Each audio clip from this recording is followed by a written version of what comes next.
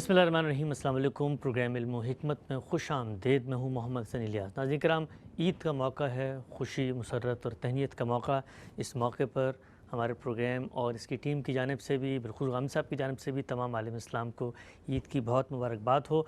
हमारी कोशिश होती है कि इस तरह के दीनी त्यौहार पर भी दीन इस्लाम से मुतल्लिक अगर कोई शक, कोई शुबा, कोई इश्काल पैदा हो रहा है और वो रिचुअल जो हम इस मौके पर अदा करते हैं उसके हवाले से भी कोई भाम है तो वो भी गामी साहब की खिदमत में पेश करें और जानने की कोशिश करें कि इन मौक़ों पर भी हम अल्लाह के दीन पर कैसे पूरी तरीके से अमल कर सकते हैं और शरीयत की जो मंशा है वो कैसे पूरी होगी। आगाज़ करते हैं। साहब हमारे साथ तशरीफ़ फरमा है जनाब जावेद अहमद गामदी साहब। अस्सलाम वालेकुम आमिर सर। वालेकुम अस्सलाम। हमसे बहुत शुक्रिया आपके वक्त का। आगाज़ करते हैं। ईद उल अज़हा का मौका है, क़ुरबानी लोग कर रहे हैं। हमेशा ये बात जहन में आती है कि जो क़ुरबानी हम करते हैं इसकी हैसियत क्या है, यानी ये क्या लाजिम है मुसलमानों पर, नफल है, कर लें अच्छी बात है, जो करेंगे तो वो क्या क्राइटेरिया है जिसकी बुनियाद पे लाजिम होती है। मैं उसूल में जानना चाहूँगा, ये जो दीनी इबादत है इसके हिकमत, इसके फ़लसफ़े पे हमने आपसे बहुत बात भी की थी। ये जो वजूब और नौइयत की बहस होती है ये दीन में तय कैसे होती है, और जो लोग इसको आम तौर पे वाजिब करार दे रहे होते हैं और ये कहते हैं कि अगर आप साहिब निसाब हैं, अगर आप ज़कात अदा करते हैं तो अब आपने क़ुरबानी भी करनी है, इस पूरी बहस का पस मंज़र क्या है, आपका इस्तदलाल क्या है? इससे भी पहले बार बार इसकी याद दहानी करानी चाहिए कि क़ुरबानी बहुत बड़ी इबादत है। यानी ये समझ लेना चाहिए कि इबादत क्या है, इबादत कैसे वजूद में आती है, और जो इबादात या मरासम अबूदियत मुकर्रर किए गए हैं उनमें क़ुरबानी की हैसियत क्या है, अल्लाह ताला के साथ हमारे ताल्लुक़ की नौइयत क्या है। यानी वो हमारा खालिक है, वो हमारा बादशाह है, हम उसके बंदे हैं। तो ये जो बंदा होना है और उसका हमारा माबूद होना, अब्द और माबूद का ताल्लुक़ है जिसके शऊर के साथ हम मुसलमान होते हैं। यानी मैं इंसान हूँ, इंसान की हैसियत से तो मैं अपने लिए कोई यूनानी इल्म कलाम की तारीफ़ भी तय कर लूँगा और मैं मंतिक में भी ये तय करके बैठ जाऊँगा कि मैं एक हैवान नातिक हूँ, या मैं आज के ज़माने में और कोई अपने लिए तारीफ़ मुतय्यन कर लूँगा। लेकिन जब मैं अपने परवरदिगार को पहचान लेता हूँ और मैं उसके पैगंबरों की तालीमात से वाकिफ़ हो जाता हूँ तो जो सबसे बड़ी हकीकत मुझ पर वाज़ेह होती है वो ये है कि मैं जो कुछ भी हूँ अपनी खिलकत के लिहाज से, बहरहाल मेरी असल हैसियत ये है कि मैं उस परवरदिगार का बंदा हूँ जो आसमान और ज़मीन का खालिक है। इसी को कुरान मजीद ने अपने लाफानी अल्फाज में इस तरह बयान किया है कि मा खलक़तुल जिन्न वल इंसा इल्ला लियअबुदून। यानी जो लोग भी इस दुनिया में पैदा किए गए हैं, वो इंसान हों या जिन, वो इसीलिए पैदा किए गए हैं कि वो खुदा के बंदे बन कर रहें, वो इस आलम के परवरदिगार की बंदगी के एहसास के साथ दुनिया में जिएँ। तो सबसे बड़ी चीज़ जिसका मुझे शऊर होना चाहिए और जिसका शऊर पैदा करने के लिए अल्लाह अपने पैगंबर भेजता है और जिसके लिए अपनी किताबें उतारता है, वो यही है कि हम ये जान लें कि हम इंसान हैं और इंसान की हैसियत से खुदा के बंदे हैं। तो खुदा की बंदगी ज़ाहिर है एक ताल्लुक़ पैदा कर देती है, ये शऊर, ये एहसास एक ताल्लुक़ पैदा कर देता है। अब जितने ताल्लुकात भी दुनिया में हैं वो इजहार चाहते हैं। यानी मैं माँ के ताल्लुक़ को पहचान लेता हूँ तो अब इल्म व अमल में उसका इजहार होगा। बाप के ताल्लुक़ को पहचान लेता हूँ, माशरे के ताल्लुक़ को पहचान लेता हूँ। ये जितनी चीज़ें भी हम दुनिया में करते हैं अगर गौर करें तो वो सब के सब किसी ताल्लुक़ की मार्फत से पैदा होती है, और हर ताल्लुक़ जब अपनी मार्फत पैदा कर लेता है तो उसका इजहार चाहता है। तो मैं अल्लाह ताला के साथ अपने ताल्लुक़ का इजहार करना चाहता हूँ। इस इजहार में ज़ाहिर तय करना होगा कि मेरी परवरदिगार के साथ जो ताल्लुक़ की नौइयतें हैं वो इबादत के ज़ैल में क्या क्या हो सकती हैं। तो अगर आप गौर करें तो तीन ही हैं। यानी एक ये कि मैं उसकी परस्तिश करूं, वो मेरा माबूद है, मेरा सर उसके सामने झुकना चाहिए, उसकी अज़मत का मुझे एतराफ़ करना चाहिए। इस मेरे एहसास का ज़हूर मेरी पाँचों नमाज़ों में होता है। शब व रोज़ जो मैं नमाज़ें पढ़ता हूँ उसमें मैं रकू करता हूँ, मैं सजदा करता हूँ, मैं मुनाजात करता हूँ, मैं दुआ करता हूँ। ये परस्तिश के आदाब हैं। तो मेरे ताल्लुक़ का यानी ये कि वो मेरा माबूद है और मुझे उसके सामने झुकना चाहिए, तो अब झुकने के आदाब मुकर्रर कर दिए गए हैं। ये एतराफ़ अज़मत है, और जब एतराफ़ अज़मत है तो ज़ाहिर है कि एहसास बंदगी भी है, और एहसास बंदगी पे ये चाहता है कि मैं दुआ भी करूँ, मुनाजात भी करूँ, मदद भी मांगूँ और सिर्फ़ उसी से अपना ये ताल्लुक़ रखूँ। दूसरी चीज़ इताअत है, वो मेरा बादशाह है। यानी सिर्फ यही तो नहीं है कि उसने मुझे बना दिया और इस लिहाज से वो मेरा माबूद बन गया, वो मेरा बादशाह है, इस कायनात पर हुकूमत कर रहा है। یہی بات ہے جس کو قرآن مجید نے بار بار یاد دلایا ہے کہ وہ کوئی فلسفیانہ نوعیت کی شخصیت نہیں ہے کہ جو ایک مرتبہ اس کائنات کو تحریک دینے کے بعد اس سے غیر متعلق ہو گئی ہے، وہ ایک ایک میرے علم اور عمل کی نگرانی کر رہا ہے، ہر چیز کو دیکھ رہا ہے، اس کی بادشاہی اس زمین و آسمان پر قائم ہے۔ قرآن مجید اس کو کئی پہلوؤں سے بیان کرتا ہے، وسع کرسیہ السماوات والارض، زمین و آسمان پر اس کا تخت لگا ہوا ہے، اس کا عرش ہے، وہ اس کے اوپر متمکن ہے، وہ اس پوری کائنات پر حکومت کر رہا ہے۔ تو یہ تعبیریں کس لیے اختیار کی جاتی ہیں کہ وہ اس کائنات سے غیر متعلق نہیں ہے، وہ اس کی ایک ایک چیز کی نگرانی کر رہا ہے، بندے اس کے سامنے ہیں، ہمارے اعمال اس کے سامنے ہیں، اور یہ کائنات اس کے بنائے ہوئے نظم کے مطابق چلتی ہے، اور وہ جب چاہتا ہے اس پہ مداخلت ملک کرتا الناس بھی ہے، وہ ملک الناس بھی ہو، اس پوری کائنات کا بادشاہ ہے۔ ہم یہی بات کہتے ہیں نا کہ اعوذ برب الناس ملک الناس الہ الناس، تو یہاں جو سب سے پہلا تعلق پیدا ہوتا ہے وہ کیا ہے؟ ربوبیت کا، پھر اس کے بعد بادشاہی کا، اور اس کے بعد پھر معبود ہونے کا، پرستش کا تعلق۔ تو وہاں ترتیب یہ رکھی گئی ہے کہ ایک عام انسان جہاں سے تعلق کی ابتدا کرتا ہے اس کو بیان کر دیا ہے، لیکن اگر آپ اس ترتیب کو علم اور حکمت کے دائرے سے قائم کریں تو پھر سب سے پہلے پرستش ہوگی۔ تو دوسری چیز کیا ہے؟ اطاعت، بادشاہ ہے، اطاعت کے لیے جو عبادت مقرر کی گئی ہے وہ روزہ ہے، یعنی اس میں ہم مجسم اطاعت ہوتے ہیں اپنی جبلتوں پر، ان جبلتوں پر جن کے اظہار پر علم و عقل کی روح سے کوئی پابندی نہیں لگنی چاہیے، ان پر بھی پابندی قبول کرتے ہیں اور محض اللہ کے حکم پر قبول کرتے ہیں، اس کے پیچھے کوئی فلسفیانہ داعیات نہیں ہوتے۔ پروردگار کا حکم ہے کہ فلاں وقت سے فلاں وقت تک تم کوئی ایک کھیل بھی اپنے منہ میں نہیں جانے دو گے، اور تم کسی حال میں بھی اپنی بیویوں سے کوئی تعلق قائم نہیں کرو گے۔ تو یہ ظاہر بات ہے کہ اللہ تعالیٰ کی اطاعت کو گویا اپنے پورے وجود پر طاری کر لینے کا عمل ہے، اس کو ہم روزہ کہتے ہیں، اس کو ہم صوم کہتے ہیں۔ یہ دوسری بڑی چیز ہے۔ تیسری بڑی چیز یعنی ان سب سے بڑھ کر کیا ہے؟ وہ یہ کہ جب یہ احساس ہو گیا کہ ہم بندے ہیں، جب یہ اندازہ ہو گیا کہ اس کی عظمت بے پناہ ہے، جب یہ معلوم ہو گیا کہ اس کی حکمت بے پایاں ہے، وہ ہمارا رب ہے، پروردگار ہے، ہمارا بادشاہ ہے، ہم سب اس کے بندوں کی حیثیت رکھتے ہیں، اس کا حکم مانا جائے گا، جب یہ سب کچھ ہو گیا تو اب اس کے بعد اگر وہ کسی موقع پر ہم سے خود ہمارا تقاضا کر دے، یعنی مجھ سے میرا وجود مانگ لے، مجھ سے میرا مال مانگ لے، تو میں یہ سب کچھ کیا نظر کر دینے کے لیے تیار ہوں۔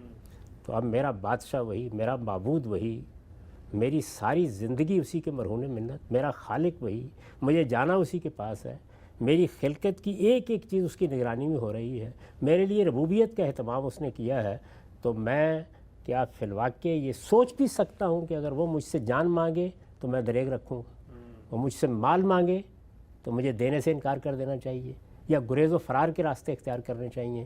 تو یہ جو آخری مرحلہ ہے، اسی وجہ سے آپ دیکھتے ہیں نا کہ ہمارے ہاں جب کوئی شخص اللہ کے لیے جان دے دیتا ہے تو شہادت کا مرتبہ حاصل کرتا ہے، اور پھر ہم یہ کہتے ہیں کہ اللہ تعالیٰ نے بشارت دی ہے کہ جو لوگ شہادت کے مرتبے پر فائز ہو جاتے ہیں وہ گویا اللہ تعالیٰ کے ہاں ہر لحاظ سے فائز المرام ہو جاتے ہیں، اور پھر ان کے بارے میں وہ سب چیزیں ہیں کہ ان کو مردہ نہ کہو، زندہ ہیں، ان کو اللہ کا رزق مل رہا ہے، ان پر اللہ کی نعمتیں آ رہی ہیں، گویا انہوں نے وہ آخری جگہ حاصل کر لی ہے جو کوئی بندہ اس دنیا میں حاصل کر سکتا ہے۔ نماز سے ابتدا کی تھی، نماز نے کیا کیا تھا؟ اعتراف عظمت کا اظہار، وہ ہم نے شروع کیا تھا، اللہ کو ہم یاد کرتے تھے، شب و روز یاد کرتے تھے، ہم اس سے آگے بڑھے اور سال میں ایک مرتبہ ہم نے مجسم اطاعت بن کے بھی دکھا دیا، لیکن اب وہ مرحلہ آ گیا کہ جان دینی ہے یا مال نظر کر دینا ہے، تو جان و مال کی نظر پیش کر دینا یہ آخری درجہ ہے اپنے پروردگار کے ساتھ تعلق کے اظہار کا۔ جان و مال کی نظر روز تو نہیں مانگی جاتی، یعنی کسی موقع کے اوپر ہو سکتا ہے وقت بھی آ جائے کہ جب اللہ کی راہ میں جان دینی پڑے، اللہ کی راہ میں مال دینا پڑے، تو جان و مال کی نظر پیش کر دینا، اپنے آپ کو خدا کے حوالے کر دینا، جو اسلام کی حقیقت ہے۔ اسلام کی حقیقت بھی یہی ہے، اسلام کے لفظ کے معنی یہی ہیں کہ اپنے آپ کو اپنے پروردگار کے سپرد کر دیا جائے۔ تو ظاہر ہے سپرد کر دیا جائے تو علم میں سپرد کر دیا، عمل میں سپرد کر دیا، یہاں تک کہ اس سے آگے بڑھ کر جان و مال بھی سپرد کرنے کے لیے تیار ہیں، دینے کے لیے تیار ہیں۔ یہ جو احساس ہے، یہ تعلق ہے، اس کی علامت، اس کا سمبولک ایکسپریشن آخری درجے میں حج میں ہوا ہے۔ حج کیا ہے؟ نظر کی تمثیل ہے، یعنی میں لبیک اللہم لبیک کہتے ہوئے وہاں حاضر ہوتا ہوں، اور پھر حج کی عبادت میں گویا یہ سارا احساس، مجھے اپنا آپ نظر کر دینا ہے، یہ ایک تمثیل میں ڈھل جاتا ہے، اس وقت حج چونکہ ہمارا موضوع نہیں ہے تو میں اس کو وہیں چھوڑتا ہوں۔ حج کے لیے سال میں کچھ دن مقرر ہیں، وہ ان دنوں میں ہو سکتا ہے، اس کے لیے استطاعت بھی چاہیے، استطاعت بھی کئی طرح کی چاہیے۔ سفر کرنے کے آدمی کو قابل ہونا چاہیے، عمر ایسی ہونی چاہیے، بیماری کوئی ایسی نہیں ہونی چاہیے جو وہاں مانع بن جائے، سفر خرچ بھی ہونا چاہیے، 10 چیزیں چاہیے۔ تو اللہ تعالیٰ نے اس دنیا کو جس اصول پر بنایا ہے اس میں ایسا تو نہیں ہے کہ میں حج کا ارادہ کروں تو آسمان سے ایک تھیلی آ جائے گی اور فوری طور پر اگر میں بیمار ہوں تو مجھے تندرست کر دیا جائے گا۔ یہ تو اللہ کا طریقہ نہیں ہے، اس طرح کے خرق کے عادت معاملات پر دنیا نہیں قائم۔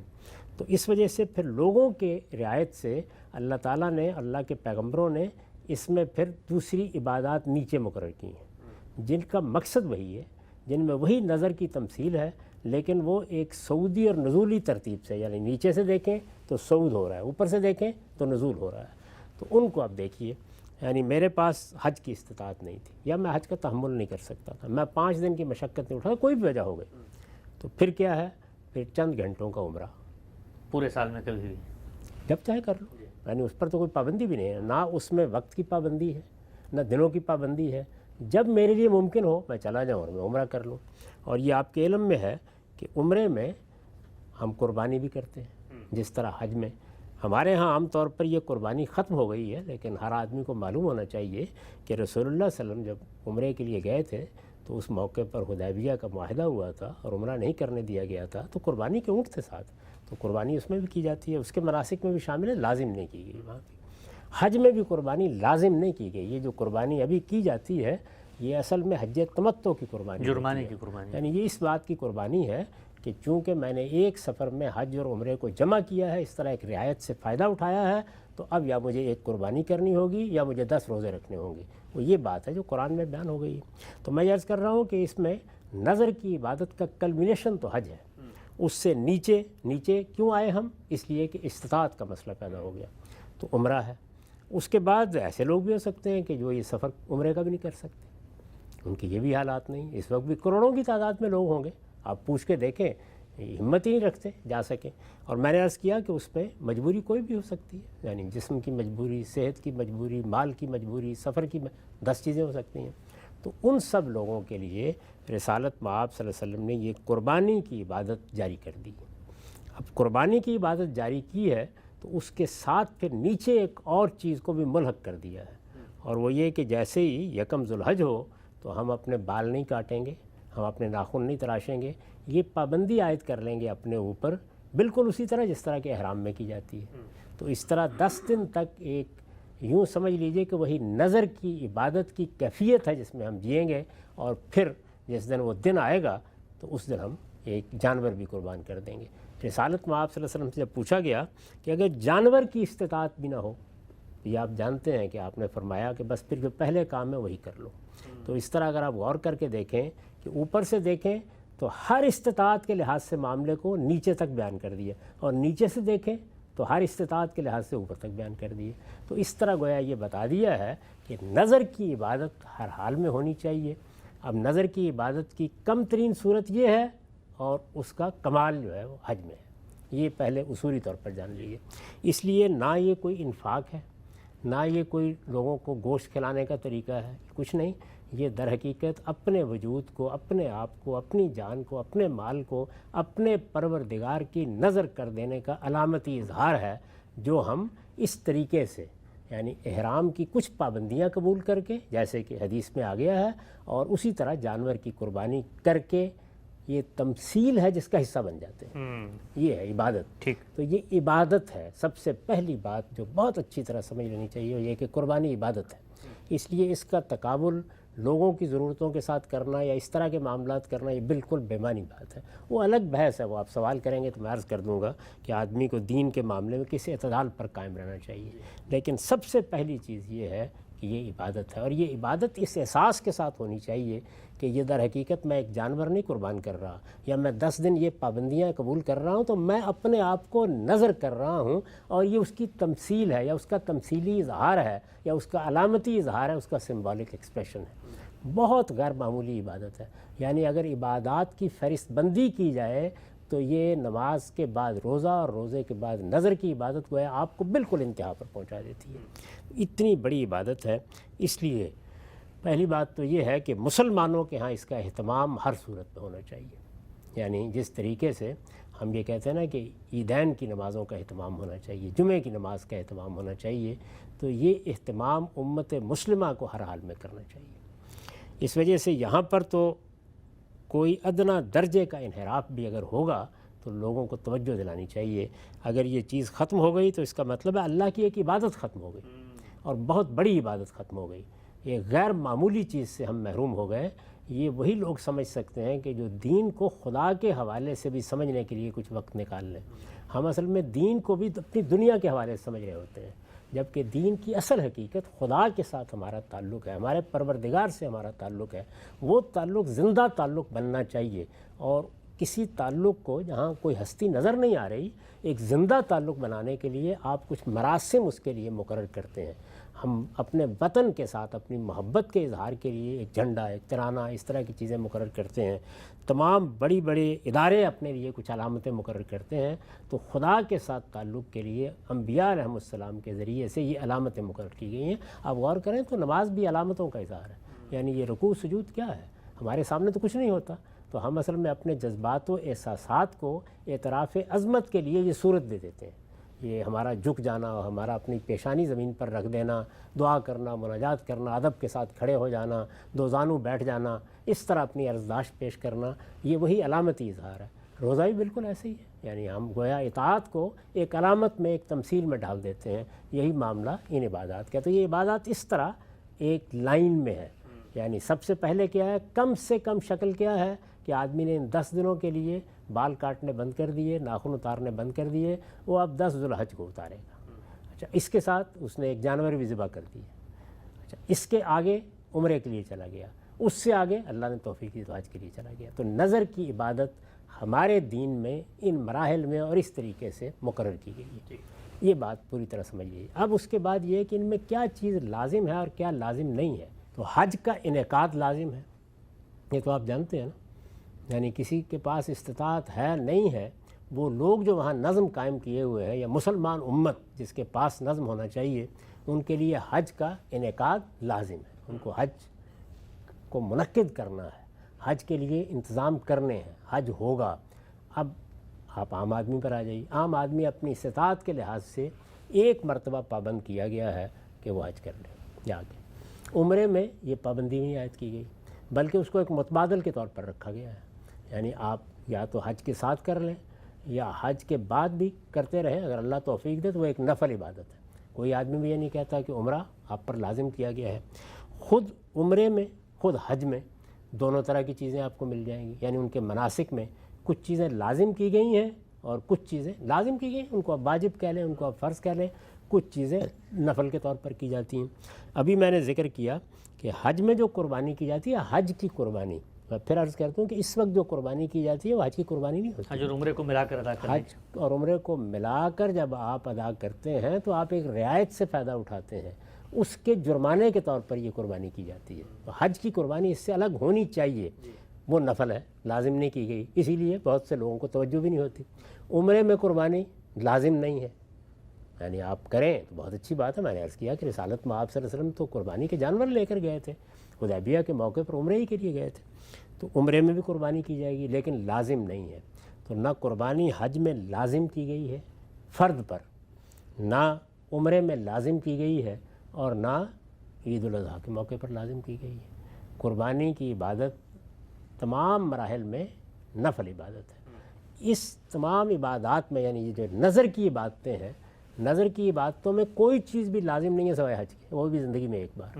اچھا، یعنی اس میں کوئی عبادت بھی لازم نہیں کی گئی، حج لازم کیا گیا ہے، اور حج بھی زندگی میں ایک بار لازم کیا گیا ہے۔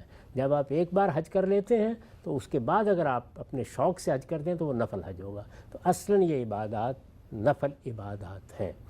یہ جو قربانی ہم عید الاضحیٰ کے موقع پر کرتے ہیں، اس میں جمہور کا مذہب بھی یہی ہے، یعنی میں کوئی نئی بات نہیں کہہ رہا، ہمارے ہاں کے جلیل القدر اہل علم سب یہی رائے رکھتے ہیں کہ یہ ایک مستحب عمل ہے، نیکی کا عمل ہے، تطوع کا عمل ہے، اور بہت شوق سے کرنا چاہیے، بڑی غیر معمولی عبادت ہے، لیکن اس کو لوگوں پر لازم نہیں کیا گیا۔ صرف احناف ہیں جو اس کو واجب کہتے ہیں، لیکن ان کے دلائل کا اگر آپ جائزہ لیں تو دلائل انتہائی کمزور ہے۔ اچھا، اور اس پر بہت کچھ لکھا جا چکا ہے، بہت کچھ کہا جا چکا ہے. تاہم جس آدمی کا ان کے دلائل پہ اطمینان ہے اس کو واجب ہی سمجھنا چاہیے. لیکن جہاں تک تحقیق کا تعلق ہے وہ ان کے نقطہ نظر کی تائید نہیں کرتی. اس میں جو دوسرے ائمہ ہیں یعنی مالکی ہیں، شوافی ہیں، حنابلہ ہیں، دوسرے جتنے بھی ائمہ ہیں، جمہور کا مذہب جو کچھ ہے وہ یہی ہے کہ یہ نفل عبادت ہے. یعنی یہ بھی نفل عبادت ہے. یہ جو میں نے ابھی آپ کی خدمت میں عرض کیا کہ یکم ذوالحج سے آدمی کچھ پابندیاں عائد کرے اپنے اوپر، وہ بھی نفل عبادت ہے. عمرہ بھی نفل عبادت ہے. اور حج جب آپ ایک بار کر لیتے ہیں تو اس کے بعد وہ بھی نفل عبادت ہے. کریں گے اللہ تعالیٰ کے ہم بہت اجر ملے گا. اس کی ترغیب دینی چاہیے، لوگوں کو توجہ دلانی چاہیے. ان عبادات کو ہمیشہ مسلمانوں میں قائم رہنا چاہیے. یہ عبادات اللہ کے شاعر ہیں، علامتیں اللہ کی مقرر کی ہوئی. ان کی عظمت کے ساتھ ان عبادات کو انجام دینا چاہیے. ان کے کوئی متبادلات نہیں ہیں. یعنی عبادت ہی ہے، جس کو آپ کریں گے تو اس عبادت کا آپ کو اجر ملے گا. تو اس لیے ان کی یہ حیثیت ہے. کوئی چیز اس وقت تک لازم نہیں ہوتی فرد پر جب کہ پیغمبر صلی اللہ علیہ وسلم یا تو اس کو اجماع اور تواتر سے لزوم کے ساتھ منتقل کریں، اور یا قرآن مجید اس کو آپ پر فرض اور واجب قرار دے. ان دو ذرائع کے سوا جس چیز کے بارے میں بھی کوئی بات کی جائے گی وہ کبھی واجب، کوئی فرض نہیں ہوتا. وہ سب کی سب چیزیں مشروع ہوں گی، اس سے آگے بڑھ کر مستحب ہو جائیں گی. استحباب موقت بھی ہوتا ہے اور بعض اوقات اس کی بہت ترغیب بھی دی جاتی ہے. ٹھیک ہے. بہت ہی تفصیل سے سبحان اللہ آپ نے یہ بتایا کہ یہ جو پورا کا پورا تصور ہے قربانی کا، اس کا پس منظر کیا ہے، حکمت کیا ہے، کیا چیز ہے، وہ کیا شخصیت ہے جو اللہ تعالیٰ سے بات کے ذریعے ایک بندہ مومن میں پیدا کرنا چاہتے ہیں. چند ضمنی اشکالات میں پیش کرتا ہوں کہ کر کے تاکہ آپ کی بات کی مزید توضیح ہو. آج کل ہم نے دیکھا سوشل میڈیا پر ایک واقعہ بڑا گردش کر رہا ہے، اور وہ واقعہ یہ ہے کہ ایک صاحب نے کہا جی میں نے قربانی کا ارادہ کیا تو میں نے کہا میں اپنے دوست کو لے کے منڈی جاتا ہوں، وہ بڑا ماہر ہے جانوروں کو دیکھنے کا، پہچاننے کا. تو دوست کے گھر پہ گیا تو وہاں معلوم ہوا گرمی میں بچے بلک رہے ہیں اور پسینے سے شرابور بیٹھے ہوئے ہیں. تو کہتا ہے کہ میں نے کہا بھئی یہ میں جا کر قربانی کر رہا ہوں تو اس سے تو بہتر ہے ایک جنریٹر لے کے میں ان کو دے دوں. تو بظاہر یہ کہانی سننے کے بعد عقل، علم، شعور، اخلاق، حساسیت، انسانیت سب کچھ یہ کہتی ہے کہ بھئی اگر کوئی ضرورت پیدا ہوئی ہے تو قربانی کو مؤخر کرو اور یہ چیزیں پوری کرو. تو ہمارے ہاں تو یہ جو ضرورت ایک گھر میں پیدا ہوئی ہے، معاشرے کی سطح پر، قوم کی سطح پر اس وقت ہم دیکھتے ہیں انفلیشن ہے، جتنی مہنگائی ہے، پیٹرول کی چیزیں ہیں، تو پھر تو عقل یہ کہتی ہے کہ سارے لوگ بجائے قربانی کرنے کے لوگوں کو جنریٹر دودھ پانی یہی لے کے دے دیں. جہاں تک قومی سطح پر فیصلے کرنے کا تعلق ہے تو وہ میں اور آپ نہیں کرتے. قومی سطح پر اگر کوئی فیصلے کرنے ہیں تو وہ جو مسلمانوں کا اجتماعی نظم ہے وہ کرے گا. یعنی اگر وہ سمجھتا ہے کہ کسی موقع پر ایسی آفت آ گئی ہے کہ جس میں ہمیں ایک نفل عبادت کی بجائے لوگوں کے منہ میں لقمہ ڈالنا ہے، وہ فیصلہ کر لے گا اس بات کا، اور اس کی گنجائش ہے. اس صورت میں کیا ہوگا؟ اس صورت میں یہ ہوگا پھر ہم قومی سطح پر یعنی ہمارے حکمران دارالحکومت میں قربانیاں کر دیں گے. اچھا، اس میں وہ چند قربانیاں بھی پوری قوم کی طرف سے کفایت کر جائیں گی. اللہ سے ہم یہ کہیں گے، اللہ کے حضور میں یہ کہیں گے کہ اس وقت ایک آفت ہے، ایک مصیبت ہے، لوگوں کے اوپر ایک افتاد پڑی ہوئی ہے، وہ اس قابل نہیں تھے، یا کوئی اور مسئلہ پیدا ہو گیا تو اس کی نوعیت پھر یہ ہوگی. ظاہر ہے کہ تمام عبادات میں یہ چیز ملحوظ رکھی گئی ہے کہ اگر ان میں کوئی مشقت پیدا ہو جاتی ہے، لوگوں کے لیے ان کو ادا کرنا ناممکن ہو جاتا ہے، یہ تو حرام حلال میں بھی رکھا گیا ہے کہ اس میں اضطرار پیدا ہو گیا، تو اس کا طریقہ یہ ہوگا. جہاں تک فرد کا تعلق ہے تو اس کا یہ کام نہیں ہے کہ وہ ساری دنیا کے معاملات کو سامنے رکھ کے رائے قائم کرے. اس کو اپنے گرد و پیش میں رائے قائم کرنی ہوتی ہے. اور اگر آپ نے اس طرح کا کوئی واقعہ پڑھا ہے تو میرے خیال میں اس موقع کے اوپر ان کو حق حاصل تھا کہ وہ ضرورت کا لحاظ کر کے اگر ان کی مدد کرنا چاہتے ہیں تو کر دیں. یعنی اس میں دونوں چیزیں نہیں ہونی چاہیے. یہ چیز بھی نہیں ہونی چاہیے کہ یہ عبادت تو کوئی اہمیت نہیں رکھتی. عبادت بہت بڑی اہمیت رکھتی ہے، وہ نظر کی عبادت ہے، بہت بڑی عبادت ہے. اور یہ چیز بھی اپنی جگہ ہمیشہ ملحوظ رہنی چاہیے کہ ہم ایک عبادت کرنے کے لیے جا رہے تھے، ادھر ایک بندے کے لیے ایک ایسی ضرورت سامنے آ گئی، وہ میرے بھائی کے لیے آ سکتی ہے، عزیز کے لیے آ سکتی ہے، ہمسائے کے لیے آ سکتی ہے. اس موقع کے اوپر پھر انسانی ضرورتوں کو ترجیح دی جاتی ہے. تو انسانی ضرورت ہمارے سامنے آ گئی، ہمارے گرد و پیش میں آ گئی، ہمارے ماحول میں آ گئی، ہمارے تعلقات میں آ گئی، اس کو ترجیح ملے گی، ہر حال میں ملے گی. وہ انسانی ضرورت اگر فرض کے درجے کی ہے تو اس درجے میں ترجیح ملے گی، اگر وہ استحباب موقت کے درجے کی ہے تو اس درجے میں ترجیح ہوگی. تو یہ بالکل ایک انفرادی فیصلے ہوتے ہیں، ان کو اس طرح موضوع نہیں بنانا چاہیے. البتہ اس موقع کے اوپر بھی ہر شخص کو توجہ دلانی چاہیے کہ قربانی ایک بہت بڑی عبادت ہے اور عبادت کا کوئی متبادل نہیں ہوتا. ٹھیک. اچھا ہم سے بتائیے گا کہ ہم پورا سال باقی کاموں میں یعنی غربت، انفلیشن، یہ مہنگائی، یہ سب کچھ ہوتا ہے، لیکن شادیاں بھی اسی طرح ہو رہی ہیں، شادی ہال بھرے ہوئے ہیں، ہم 14 اگست بھی مناتے ہیں، 23 مارچ کی پریڈ بھی ہوتی ہے، اسی طریقے سے باقی جتنی رسومات ہیں، دن ہیں، تہوار ہیں، father's day, mother's day, Valentine day, پھول، یہ سب کروڑوں اربوں روپے لگ رہے ہوتے ہیں، لیکن اس کی کیا وجہ ہے کہ یہ دین کے موقع پر آ کر یہ ساری کی ساری غربت اور حساسیت اور عوام کا یہ احساس جو ہے وہ سینوں میں جاگ جاتا ہے؟ اس کی وجہ میں کئی مرتبہ عرض کر چکا ہوں، اصل میں خدا کے ساتھ تعلق ہم زندہ تعلق کے طور پر دیکھ ہی نہیں رہے ہوتے. یعنی ہمارا یہ مسئلہ بن چکا ہوا ہے کہ ہم چونکہ توارث میں اسلام کو حاصل کر چکے ہیں، ہمارے والدین مسلمان تھے، ہم بھی مسلمان ہو گئے، اسلام یا دین ہمارا شعوری احساس نہیں بنا. اور پچھلے اس کوئی 100-150 سال میں بہت سے ایسے مفکرین پیدا ہوئے ہیں جنہوں نے مذہب کو بھی دنیوی مسئلے کے حل کے طور پر پیش کیا ہے. تو اس سے ایک عمومی رجحان یہ بن گیا ہے، اور اس طرح کی عبادات کی کوئی اہمیت نہیں ہوتی. بھائی یہ بحث تو پھر ہر چیز کے بارے میں شروع ہو جائے گی. وہ 5-10 منٹ جو آپ اللہ کی بارگاہ میں حاضر ہوتے ہیں اس کے بارے میں بھی ہو جائے گی. روزہ آپ رکھتے ہیں تو اس میں بھی آپ جانتے ہیں کہ طاقت انتہائی کم ہو جاتی ہے، اس کا اثر آپ کے کام کے اوپر بھی پڑتا ہے. تو اصل چیز یہ ہے کہ میرے پروردگار کے ساتھ بھی ایک تعلق ہے. یعنی کیا آپ کبھی ماں کی ذمہ داریوں کو اور ماں کے ساتھ تعلق کو اس طرح تولتے ہیں؟ باپ کے ساتھ تولتے ہیں؟ نہیں کرتے نا اس طرح. تو اس کا مطلب یہ ہے کہ ماں کا تعلق تو میں محسوس کرتا ہوں، باپ کے ساتھ بھی تعلق محسوس کرتا ہوں، خدا کے ساتھ تعلق محسوس نہیں کرتا. تو اصل میں یہ ہمارے شعور اور احساس میں اگر خدا کے ساتھ تعلق ہو تو ہمیں معلوم ہو کہ میرے رب کے ساتھ میرے تعلق کا اظہار ہے قربانی، اظہار ہے حج، اظہار ہے عمرہ، اظہار ہے نماز، اظہار ہے روزہ، پھر اس کی اہمیت انسان پر واضح ہوتی ہے.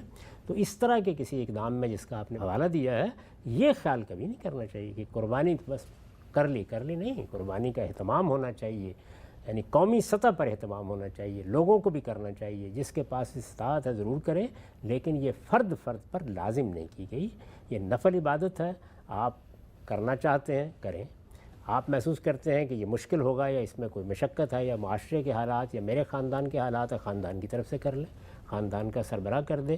اور اگر نوبت وہاں تک آ گئی ہے جو آپ نے کہا ہے تو قومی سطح پر مسلمانوں کے حکمران کریں اور پوری قوم اپنے احساس کے ساتھ اس میں شریک ہو جائے. ٹھیک. اگر ہم سے بتائیے گا یہ جو پورا فلسفہ ہے، بظاہر جب ہم دیکھتے ہیں معاشرے میں قربانی کے بعد تو اصل میں گوشت حاصل ہوتا ہے، کلیجی پکری ہے، باربیکیو ہو رہا ہے، عید کا موقع، خوشی مسرت تہنیت کا موقع ہوتا ہے، تو پھر مثلا اگر یہ پس منظر رکھ کے ہم جائیں گے تو پھر تو وہ گوشت میرے لیے کوئی اس طریقے سے خوشی کا موقع تو نہیں بنے گا کہ بعد میں پارٹی ہو رہی ہے. یہ تو ایک پورا عبادت کا تصور، عبادت تو سنجیدگی، متانت، شعوری احساس اس میں ہوتی ہے. تو اس کا مطلب یہ جو کچھ پھر پوسٹ قربانی ہمارے ریچولز ہوتے ہیں یہ بھی پھر اس طرح قائم نہیں رہیں گے. نہیں، کیوں قائم نہیں رہیں گے؟ یعنی میں صبح اٹھ کر میں نے تکبیریں بلند کی، میں نے اپنے پروردگار کے ساتھ اپنے تعلق کا لفظوں میں اظہار کیا، اللہ اکبر، اللہ اکبر، لا الہ الا اللہ واللہ اکبر. کیا خوبصورت چیز ہے یہ. میں بلند کرتے ہوئے عیدگاہ میں گیا، وہاں جا کے میں نے نماز پڑھی، اپنا رب کے سامنے اپنا سر رکھ دیا، وہاں میں نے خطبہ سنا، اس کے بعد میں نے آ کے قربانی کی. یہاں تک میں عبادت میں تھا. اب جیسے ہی وہ عبادت کا کام مکمل ہو گیا تو میں دنیا میں ہوں. یعنی اب میں اپنے پروردگار کی عبادت سے فارغ ہوا ہوں تو اب میرا رخ لوگوں کی جانب ہوگا. تو عید ایک تہوار بھی ہے، ہم خوشی بھی کریں گے، ہم اس کا گوشت بھی کھائیں گے، ہم دعوت بھی کریں گے، سب کام کریں گے. یہی چیز ہے جو ہمارے دین میں رکھی گئی ہے. جب ہم عبادت میں تھے تو وہاں دنیا کا کوئی شائبہ ہم اپنے قریب نہیں آنے دیں گے، اور جب اللہ کی بارگاہ سے واپس آئیں گے تو اس کے بعد بہرحال اللہ کے ہمیں حق دیا ہے اس بات کا کہ ہم ملیں بھی، ملائیں بھی، ہم دعوتیں بھی کریں، ہم بیٹھیں بھی. ہمارے لیے سب زینت کی چیزیں حلال کی گئی ہیں، اور ہمارا پروردگار ان سب چیزوں کے معاملے میں جب ہمیں اجازت ہی نہیں دیتا بلکہ اس کی تحسین کرتا ہے تو اس پر کوئی نکیر کرنے کا کیا سوال. ٹھیک. اچھا ہم سے جو عام کانسیپٹ ہے کہ غریبوں کی مدد ہوتی ہے، گوشت ووشت اس سے دیا جاتا ہے، اس کی تو آپ نے پوری پس منظر بتایا. یہ جو پچھلی اقوام تھی، کہا جاتا ہے کہ ان کے ہاں تو یہ جو قربانی کا جانور تھا، اس کا گوشت تھا، اس کو کھانے کی بھی اجازت نہیں تھی، اور پھر یہ اللہ تعالیٰ کی رحمت ہوئی کہ پھر ہمارے ہاں یہ معاملہ اس طرح سے ذرا کھولا اور کھا پی بھی سکتے ہیں. تو اس سے تو اس کی بھی نفی ہوتی ہے کہ پہلے تو کھانے پینے یعنی گوشت کی جو افادیت غربا کے لیے بتائی جاتی ہے پہلے اس کو بھی دینے کی ممانعت ہوتی ہے. نہیں، ایسا نہیں ہے، وہ ممانعت کا سوال نہیں ہے. بعض قربانیاں ایسی تھیں جن کو سوختنی قربانیاں کہتی ہیں، ان کی نوعیت بالکل الگ تھی. وہ قرآن مجید نے بھی بیان کر دی ہے کہ ایک زمانے میں اللہ تعالیٰ نے بجائے خود اس کو ایک معجزہ بنا دیا تھا کہ قربانی کی جائے گی، خدا کی بارگاہ میں پیش کر دی جائے گی اور آسمان سے آگ اترے گی اور اس کو کھا لے گی، اس کا ذکر ہے قرآن مجید میں۔ تو اس روایت کے لیے پھر سوختنی قربانی کا ایک طریقہ بنی اسرائیل کے یہاں ہوا، وہ الگ قربانی ہے۔ بہت سی قربانی ہیں جن کے بارے میں آپ بائبل میں بھی دیکھیں تو ان کا گوشت بھی کھایا جاتا ہے، سب چیزیں ہوتی ہیں، تو ایسا نہیں ہے کہ یہ کوئی ممنوع تھا۔ گوشت بھی آپ کھائیں، لوگوں کو بھی لیں، اس میں شریک بھی کریں۔ حج میں بھی بالکل یہی ہے، حج میں قربانی کی جاتی ہے، اس کا گوشت بھی کھایا جاتا ہے۔ یعنی جب تک آپ جانور کے گلے پر چھری پھیر رہے تھے تو آپ عبادت میں تھے، جیسے ہی وہ جانور ذبح ہو گیا اب اس کا گوشت ہے تو آپ دنیا میں آ گئے۔ ٹھیک، اچھا یہ بتائیے کہ ہم سب کی کیا پورے خاندان کی طرف سے ایک قربانی کی جا سکتی ہے؟ کہا جاتا ہے کہ رسالت پاک صلی اللہ علیہ وسلم نے شاید امت کے لیے بھی قربانی کی، آج کے دور میں لوگ رسول اللہ کے لیے بھی ایک قربانی کرتے ہیں، ان کے لیے دعا کرتے ہوئے، تو یہ سارے معاملات میں کیا چیز زیر بحث؟ میں نے ابھی عرض کر دیا آپ سے کہ اس کا تعلق ہمارے حالات سے، ایک نفل عبادت ہے، آپ سب نفل عبادت کریں، بہت اچھی بات ہے۔ اس پوزیشن میں نہیں ہے پورے خاندان کی طرف سے کر لیں، یہ بھی نہیں ہے پورے محلے کی طرف سے اس کا اہتمام کر لیں، اور اس کا بھی امکان نہیں رہا کسی موقع پر تو پوری قوم کی طرف سے یہ کام کر لیا جائے۔ شاید وہ زمانہ بھی آ جائے کہ جس میں یہ مشکل ہو جائے، اس لیے کہ جانوروں کے معاملات اور بہت سی چیزیں بہت مختلف ہوتی جا رہی ہیں۔ یہی دیکھ لیجئے نا کہ پہلے ہم خود جانور ذبح کرتے تھے، اب تو ہم مکے میں بھی جا کے اس سعادت سے محروم ہی رہتے ہیں۔ تو حالات کے لحاظ سے ہمارے دین میں یہ سب گنجائش رکھی گئی ہے۔ ٹھیک، اور رسول اللہ صلی اللہ علیہ وسلم اور امت کے معاملے میں جو قربانی کی باتیں آتی ہیں سامنے، رسالت میں آپ صلی اللہ علیہ وسلم نے تو امت کی طرف سے قربانی کی اور گویا بتایا، یہ یعنی گویا یہ چیز جو تھی وہ آپ کے اپنے عمل سے ایک اسوہ بن کے سامنے آ گئی کہ وہ لوگ کہ جو قیادت کر رہے ہیں رسالت میں آپ صلی اللہ علیہ وسلم پوری امت کے رہنما ہیں، اور ہمارے اپنے حکمران انہی کے تحت خلفائے راشدین، تو سب کر سکتے ہیں۔ حضور نے اس اصول پر قربانی کی ہے۔ آگے بڑھاتے ہیں ہم سب اس سلسلے کو۔ یہ بیان فرمائیے گا، آپ نے بتایا تھا کہ یہ جو ہمارے جمہور علماء ہیں، یعنی میجورٹی ہے علماء کی، تابعین کی اوپر کے جو لوگ ہیں، وہ اس کو نفل عبادت سمجھتے تھے۔ کوئی مطلب صحابہ میں بھی کوئی اس طرح کی مثال ملتی ہے کہ صحابہ نے کہا ہو کہ یہ ہم اس کو نفل عبادت سمجھ رہے ہیں؟ ایسے ہی خلفائے راشدین کے بہت سے اقوال آپ کو مل جائیں گے، اور صحابہ کے بھی اقوال آپ کو مل جائیں گے۔ اسی طرح سیدنا بلال اور بھی صحابہ جو سب بالکل واضح تھے اس معاملے میں۔ میں نے اسی لیے عرض کیا کہ جب آپ تمام تاریخی معلومات کو سامنے رکھیں گے اور تمام روایات کا مطالعہ کریں گے تو بالکل واضح ہو جاتا ہے کہ اس میں احناف کا موقف بہت کمزور ہے۔ ایک روایت سنائی جاتی ہے ہم سب عام طور پہ سنن ترمذی میں نقل بھی ہوئی ہے سیدنا بریرہ کی، کہ فرمایا ہے کہ جس شخص نے قربانی نہیں کی وہ ہماری پھر عیدگاہ کے قریب بھی نہ آئے، تو پھر اس کا کیا محل ہوگا؟ اس روایت پر بہت کچھ جر و نقص ہے، وہ آپ خود پڑھ سکتے ہیں، دیکھ سکتے ہیں۔ اس کی رسالت میں آپ صلی اللہ علیہ وسلم کے تعلق سے بیان کرنا یہ ثابت نہیں ہے پوری طرح۔ ٹھیک، آگے بڑھاتے ہیں سلسلے کو۔ یہ بیان فرمائیے گا ہم سب، ہمارے ہاں جب قربانی کا ریچول ادا کرنے کے لیے ہم جاتے ہیں منڈیوں میں، بازاروں میں، تو اور بھی کچھ شرائط، کچھ حدود بیان کی جاتی ہیں، مطلب جانور ہو تو 2 دانت کا ہو اور اس طریقے کا ہو اور یہ عمر ہو، تو یہ ساری چیزیں بھی کیا دین نے مقرر کی ہیں یا یہ ذوقی چیزیں ہیں، فقہی چیزیں، ان کا کیا پس منظر ہے؟ اچھا جانور ہونا چاہیے۔ آپ اللہ کی راہ میں ایک علامتی نظر پیش کر رہے ہیں، تو اللہ کی راہ میں یہ تو نہیں ہوا کہ جانور مرنے والا تھا آپ نے اٹھا کے ذبح کر دیا۔ اللہ تعالیٰ کے ساتھ تعلق کا اظہار کرنا ہے نا، یعنی آپ تحفہ بھی پیش کر رہے ہیں، ایک علامت بن گئی ہے نا، تو یہ علامت آپ کو پوری شان کے ساتھ قائم کرنی چاہیے۔ یہ بات ہے جو کہی گئی۔ اب یہ کہ اس کے لیے کیا ہونا چاہیے، تو رسالت میں آپ صلی اللہ علیہ وسلم میں اچھا جانور کیا ہوتا ہے بعض موقعوں پر اس کو بیان کر دیا ہے، تو اس کی روشنی میں ہم فیصلہ کرتے ہیں، اس پہ کوئی اعتراض کی گنجائش نہیں۔ جانور اچھا ہی ہونا چاہیے جب اللہ کی راہ میں قربان کیا جائے۔ ٹھیک ہے، اشرف صاحب آپ خود قربانی کرتے ہیں کیا؟ کب سے قربانی کر رہے ہیں؟ پہلی قربانی کب کی؟ اور پاکستان میں جب رہتے تھے کیا معمول ہوتا تھا؟ کیسے جانور وغیرہ دیکھتے تھے؟ عبادات کے معاملے میں اس طرح کا اظہار تو موضوع نہیں ہوتا، لیکن اب آپ نے سوال پوچھا ہے تو 1973 سے باقاعدگی سے کر رہا ہوں۔ اس سے پہلے والد صاحب کرنا چاہتے تھے تو کرتے تھے۔ تو آپ پاکستان میں جب ہوتے تھے تو جاتے تھے باقاعدہ جانور وغیرہ دیکھنے؟ جی ہاں، ہمیشہ بہت اہتمام کے ساتھ جانور خریدتے بھی تھے، رکھتے بھی تھے، اس کے بعد قربانی کرتے تھے، قربانی کے موقع پر بھی موجود ہوتے تھے۔ پھر اس کے بعد حالات ایسے ہو گئے کہ اب بیٹوں کو کہہ دیتا ہوں وہ کر دیتے ہیں پاکستان میں۔ ٹھیک، اچھا ہم سے بتائیے گا کہ ہمارے ہاں قربانی، یہ پس منظر، عید، تہوار، یہ سب تو بڑی ظاہری بات ہے، اچھی محمود چیزیں ہیں، لیکن قربانی کے بعد جو ماحول سامنے آتا ہے ہمارے ہاں، کئی دن تک شہروں میں گلیوں میں چلنا مشکل ہو جاتا ہے، ایک تعفن اٹھ رہا ہوتا ہے، تو اب مذہب پاکیزگی کا درس دیتا ہے، تزکیے کی بات کرتا ہے، ایک ماحول بھی اس سے پیدا ہوتا ہے، لیکن یہ سب ریچول ادا کرنے کے بعد جو صورت بنتی ہے سامنے، اس سے تو ایک جس کو آپ کہتے ہیں سلیم الفطرت آدمی کے لیے پورا کا جو پس منظر ہے وہی تعفن زدہ ہو جاتا ہے. تو اس کا پھر کیا حل ہے, کیا کرنا چاہیے؟ اس میں ریاست کی بھی ذمہ داری ہے, قربانی کرنے والوں کی بھی ذمہ داری ہے, چونکہ ان کو لگتا ہے دین کا تقاضا تو یہ ہے کہ چھری پھیریں, وہ خون چاہے اگلے کے گھر کے سامنے سے گزر جائے, ہماری قربانی ہو گئی. اس معاملے میں تو ہم بڑی ناشائستہ قوم بن چکے ہیں بدقسمتی سے. یعنی یہ صرف قربانی کے معاملے میں نہیں ہے. آپ دیکھیے, میں نے خود اپنی آنکھوں سے مشاہدہ کیا ہے کہ گاڑی دھوئی جا رہی ہے دروازے کے باہر کھڑی کر کے. آپ کو کوئی شعور نہیں اس بات کا کہ دوسروں کے ساتھ کیا ہو رہا ہے, پانی کدھر جا رہا ہے, ان کے کوئی پودے تو خراب نہیں ہو رہے ہیں. اسی طرح آپ کوئی چیز رکھنا چاہتے ہیں, گاڑی پارک کرنا چاہتے ہیں, کچھ بھی کرنا چاہتے ہیں, سڑک آپ کے سامنے ٹوٹی ہوئی ہے, آپ کا کروڑوں کا مکان ہے, آپ کبھی اس طرف توجہ نہیں دیں گے کہ چلیے کیا فرق پڑتا ہے, یہ تھوڑی سی مرمت ہے میں خود ہی کرا دیتا ہوں.